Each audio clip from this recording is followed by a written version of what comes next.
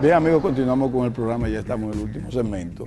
Y yo decía que es bueno nosotros dar nuestra opinión sobre lo que es la ley 2801.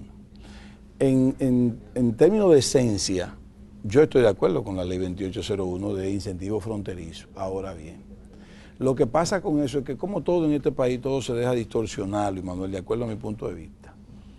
Se crea una ley 2801 para que aquellas personas que quieran crear empresas en zonas fronterizas, en zonas pobres, donde tú vas a crear recursos, creas nuevos consumidores, dinamiza una economía determinada, como por ejemplo va a pasar con la Barrigol, haciendo un preámbulo que no está dentro de esa ley 2801, que la Barrigol está dinamizando la economía de Pueblo Viejo, de Cotuí, etcétera. Así se supone que la 2801 se creó para eso. Una empresa que se forme en, por ejemplo, Pedernales, va a crear empleo de la gente que vive en Pedernales. Y si esa empresa genera 2.000 empleos, pues tenemos 2.000 empleos, 2.000 habitantes de Pedernales que van a ser empleados de ahí, van a comenzar a devengar de 10.000 pesos para arriba y vamos a crear entonces ya un mercado de consumidores de 2.000 personas más, que antes no consumía nada porque no tenían empleo. Pero sucede que se supone que esa ley, aparte que tiene un tiempo X de los incentivos, no debe ser con empresas que ya están, que sean sucursales, por así decirlo, o satélites de otras empresas, sino empresas nuevas, porque se puede crear una especie de dumping, de ventajas ya desleales, de esa empresa que ya está en otra geografía del mismo país, para crear una sucursal ahí, para coger los incentivos en términos generales, que eso es lo que se está buscando. Entonces, esa ley yo creo que debe mantenerse, pero debe regular qué es lo que está pasando, buscar dónde que se ha violentado, porque a mí me parece bueno. O sea, yo creo que hay que mantener la ley 2801, pero hay que especificar bien dónde vamos a crear la empresa, qué va a hacer esa empresa, cuánto empleo va a generar y que no sea una empresa que ya tenga, que sea subsidiaria de otra. No sé si tú tienes alguna opinión al respecto sobre la 2801. No, yo sí, desde hace tiempo es una ley que viene discutiéndose y ha habido conflicto entre la misma clase empresarial con relación a esta ley. Pero indiscutiblemente que esas áreas deprimidas necesitan de leyes de incentivos, claro, para atraer empresas, para crear empleo en esas regiones. Y eso era el objetivo básicamente de esta ley, me supongo, ¿no? ¿Verdad? Pues crear empleo en esas zonas deprimidas como es la zona fronteriza. De todas formas, lo importante, como tú señalabas, es darle seguimiento para que no se distorsione. Y que no se saquen ventajas. Que no se saquen más ventajas y que entonces perjudiquen a las empresas que están pagando impuestos en este lado del territorio nacional, ¿no? ¿Verdad? Exacto. Y por cierto, Ezequiel, dentro de poco va a tener que legislarse de tal forma de adecuar la zona franca a los requerimientos de la Organización Mundial de Comercio, que prohíbe el subsidio a las exportaciones. A nosotros nos dieron un waiver hasta el año 2015. Entonces, tú no puedes estar instalando empresas y estimulando la instalación de empresas en base a unos incentivos que posiblemente ya tú no lo vas a tener a partir del 2015.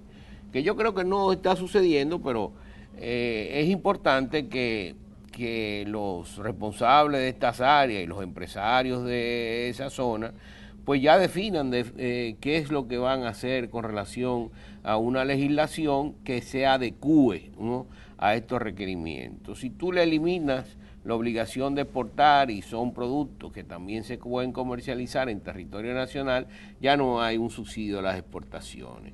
¿Qué es lo que están haciendo algunos países, ¿no?, que están permitiendo que estas empresas ya se incorporen al territorio nacional? Pero el asunto es la parte impositiva.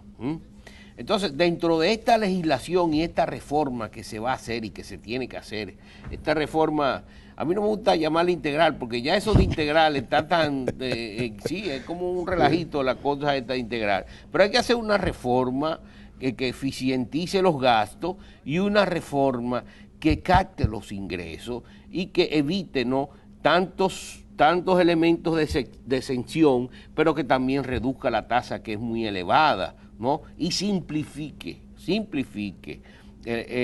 la recolección impositiva y el número de tasas que hay. Tal vez llevarla solamente a una tasa, como se sugería. Nosotros hablábamos hace un tiempo con relación a la tasa única, cuando señalábamos de los casos que se estaban implementando en Europa Oriental en aquel entonces. Correcto.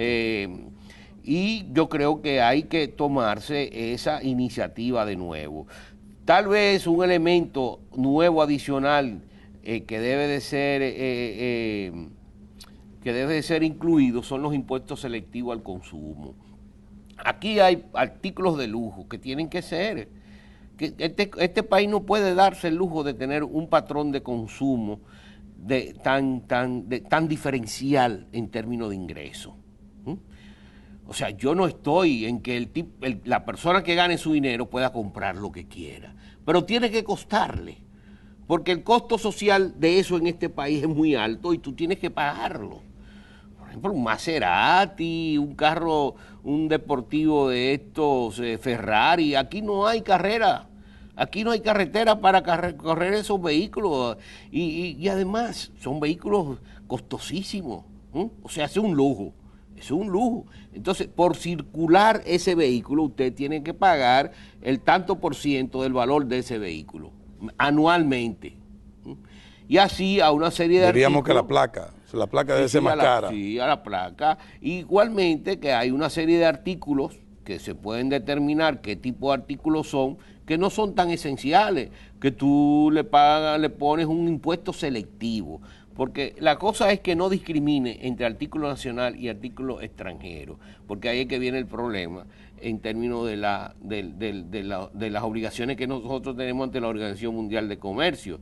Pero indiscutiblemente que el Estado ha perdido muchos ingresos con estos acuerdos, tanto a través de los aranceles, de la captación a través de los aranceles, tanto por el DRCAFTA como por el EPA y el acuerdo parcial con Panamá. El Estado ha mermado sus ingresos aduaneros. Entonces, tú puedes compensar un poco eso por impuestos selectivos a una serie de artículos de lujo en este país.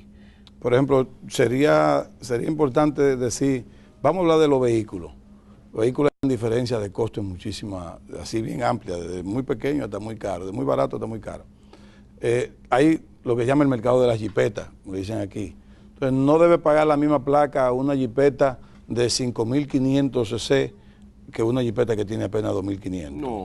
No, porque ahí tú estás perjudicando, tú estás dándole un subsidio prácticamente. Pero sin embargo, Luis Manuel, yo creo que deberíamos hacerlo a partir de las nuevas, no de las que ya están establecidas, porque también tú le estás quitando valor a lo que ya te costó.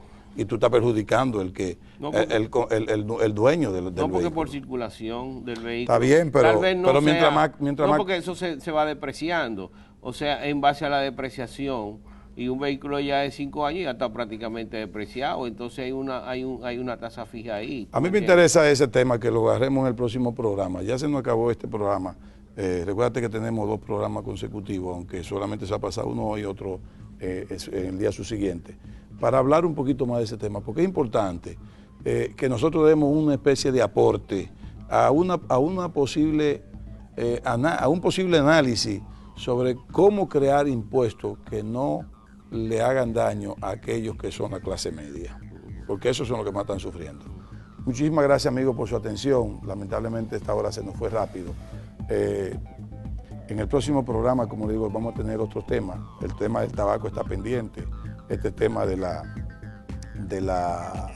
acuerdo del economía, no hemos hablado de economía. Hablar algo más de economía y también un poquito de las pacas, Luis Manuel. Yo quiero hablar un poco de las pacas.